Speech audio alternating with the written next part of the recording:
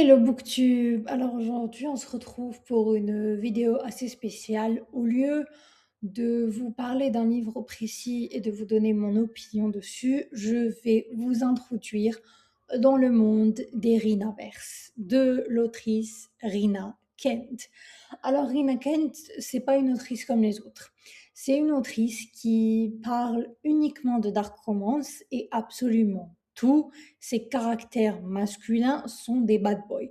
Je parle de vrais monstres, des gens qui ne ressentent rien, mais aussi de la violence et de la brutalité de leur monde. Genre, c'est des mafieux, c'est des hommes, c'est des tueurs à gages, ce sont des hommes qui n'ont aucun scrupule, aucun remords. Bref, les émotions, c'est pas leur truc. Et au fait, tout a commencé pour Rina quand elle avait 5 ans. Elle a vu un film et le méchant protagoniste, ben, il est mort. Et elle en a pleuré toutes les larmes de son corps.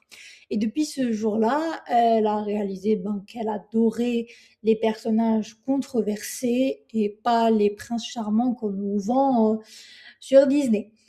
Et avec son imagination, elle a décidé d'écrire des livres. Et tous ces livres sont des bangers. Bon, je dis pas qu'il y en a pas certains qui sont pas mieux que les autres. D'ailleurs, vous avez toute ma playlist pour le Rinaverse là. Par contre, je vais pas vous cacher que je vais lire tout le reste. Je sais pas quand elles sortiront, mais forcément elles sortiront. J'ai vu d'ailleurs que les éditions BMR allaient commencer à traduire les, les livres de All the Truth. En fait, ceux-là, ils étaient censés paraître avant, bien avant Legacy of God, mais vu la demande de la communauté francophone pour la saga God, ils ont traduit la saga God en premier. C'était pareil pour, je pense, Vow of Deception, parce qu'il y avait tellement de demandes sur cette trilogie qu'ils l'ont sorti. Et Dieu merci parce que Vow of Deception, c'est une super trilogie. Alors si je devais vous recommander une saga pour commencer Rina Kent, ce serait celle-là. Parce que déjà, on a Adrian qui est un personnage controversé, c'est un mafieux, mais son histoire d'amour avec Lia, elle est tellement belle. J'ai adoré. Tu peux pas ne pas aimer cette histoire parce que tu t'attaches tellement aux personnages que limite tu vis avec eux. Et ça, c'est pas tous les livres et pas toutes les autrices qui peuvent avoir cet impact sur vous. Il faut savoir aussi que les personnages féminins de Rina Kent, ce ne sont pas non plus des chochottes, hein. Ce sont des femmes fortes, des femmes indépendantes qui ont le courage d'aimer des hommes qui sont par nature très violents, qui peuvent être, je sais pas, qui peuvent avoir des vices très bizarres comme le BDSM avec Adrien, ou comme par exemple, ils aiment le smut hard comme Aiden dans la saga Royal Elite. D'ailleurs, la saga Royal Elite, je l'ai découvert en entier si vous voulez. Bon, je vais pas vous mentir, perso, j'ai préféré les 3 tomes sur Aiden et Elsa dans Royal Elite que les autres. Ah oui, aussi Cruel King sur le cousin de Aiden. C'était mon chouchou, je l'ai adoré, mon préf de cette saga. Je vais pas vous dire qu'elle a pas des livres qui sont par exemple moins bien comme Black Knight avec Kim et avec Xander. Parfois, elle fait aussi des flops parce que pour moi, Xaden, c'était carrément un non. Et pourtant, j'en ai lu des vertes et des pas mûres avec Rina. C'est juste que parfois, je trouve pas d'excuse. L'excuse qu'elle nous a donnée pour lui pardonner son comportement, elle est inexcusable, au fait. Bref, je vous ai spoilé dans la vidéo, donc je ne vais pas vous spoiler ici. Mais oui, il faut savoir qu'avec Rinaken, tu dois t'attendre à des personnages hauts en couleur, surtout au niveau masculin.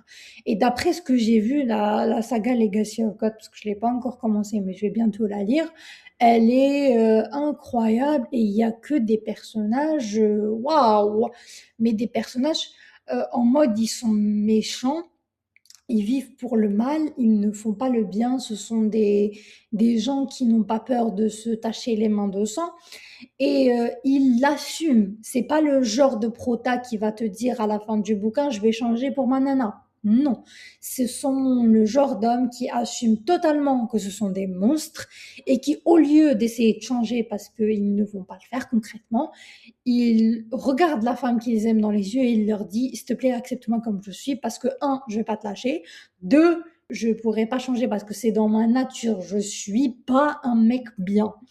Et si vous voulez, moi, pour moi, ça, c'est l'essence de la dark romance.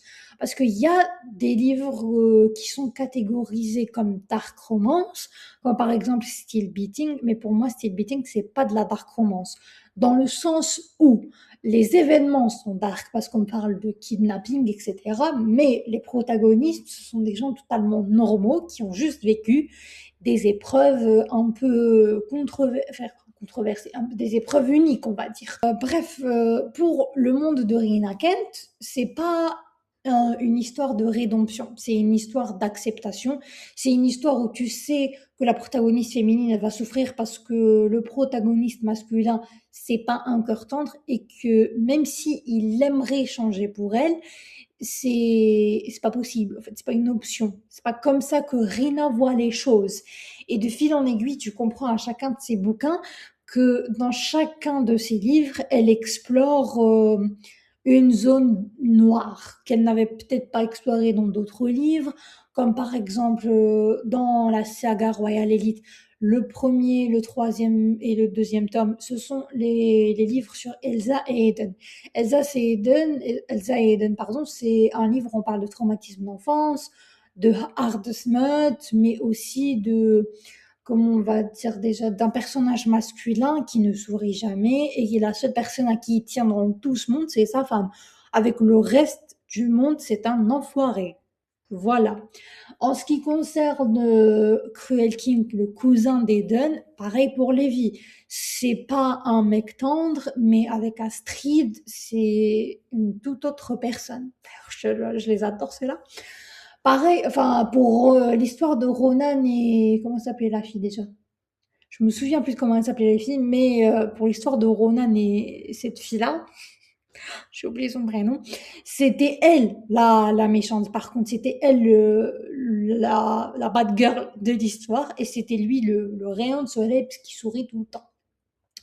Donc vous voyez, à chaque livre, on a une nouvelle perspective, je veux dire. Et dans, par exemple, Black Knight, c'était la boulimie. Kim, elle avait énormément de problèmes psychologiques. Xaden, il avait des addictions. Et le cocktail, il était extrêmement toxique. Ce sont des relations toxiques à plusieurs égards. Par exemple, moi, si j'ai pas pu kiffer Xaden, c'est parce que je trouvais que Kim méritait mieux. Parce que au fond, leur relation, elle était hyper toxique. Le mec, il l'a traité comme de la merde pour un truc qu'elle n'avait même pas fait, qui n'était même pas de sa faute ni de son ressort et sur lequel elle n'avait aucun pouvoir. Donc, au lieu de blâmer les personnes concernées, il a blâmé Kim. Et ça, j'ai pas réussi à passer outre. Dans Ruthless Empire avec, comment elle s'appelle déjà? Silver et Cole, là, c'est Cole qui est, je vais pas dire, s'il est, il est très bizarre, Cole. Il est porté sur des livres philosophiques bizarres. Il a des points de vue un peu, en gros, il a, comment, je sais même pas comment décrire sa psychologie en fait. En fait, il a une espèce de vide. Et Silver, en gros, elle va combler le vide de la vie de Cole. C'est un mec qui voit tout noir ou tout blanc et qui est carré dans sa façon de penser. Et c'est même flippant d'être dans sa tête. À certains moments, je m'étais dit, waouh, elle est partie loin là. Silver, elle, par contre, c'était celle qui passait par des épreuves très difficiles puisque ses parents avaient divorcé. Elle vivait avec sa belle-mère et son demi-frère Cole. Sa mère, elle était militante politique, etc., etc. Mais elle lui en voulait d'être du côté de son père à chaque fois qu'elle publiait sur son... Bref, elle avait énormément de problèmes, mais c'était le genre de fille qui faisait, ben, fille de politicien, quoi. Fait passer tout, enfin, fait croire à tout le monde que tout va bien, alors qu'en vrai, tout va mal. Et voilà, quoi. On a des mondes comme ça, où à chaque fois, tu découvres un aspect différent. Voilà, en Vous fait, l'aurez dans chacun de ces compris, donc des livres, on personnages très découvre un nouvel controversés, aspect des psychologique, male main characters, comme on dit en un personnage anglais, controversé qui est extrêmement très noir, hard, qui ne va pas des forcément mecs de être, performance, quoi. quelqu'un de bien. Et voilà, quoi, c'est ça l'univers de Rina Kent. Ce n'est pas une femme qui voit les choses du point de vue de Disney. Elle va pas vous donner un prince charmant. No, no, no, no. Elle va vous donner la brutalité. Mais ses romances sont incroyables. Malgré le fait que, bien, dans la vraie vie, tu appelles la police contre un mec pareil. Mais là, non. Là, c'est en gros, ils traitent leurs femmes avec tellement d'amour et de respect, tu là en mode waouh, le reste passe à la trappe. Et aussi l'aspect psychologique qu'elle travaille très bien. Au fait, on s'attache malgré nous à ces personnages controversés parce que c'est pas juste des mecs qui sont devenus comme ça par choix. Non, par exemple, dans le cas d'Adrian, je me souviens encore du chapitre où ils font exécuter sa mère sous ses yeux alors qu'il a encore un gamin et qui il n'a pas le choix, hein, c'est lui l'héritier de son père, il va devoir suivre.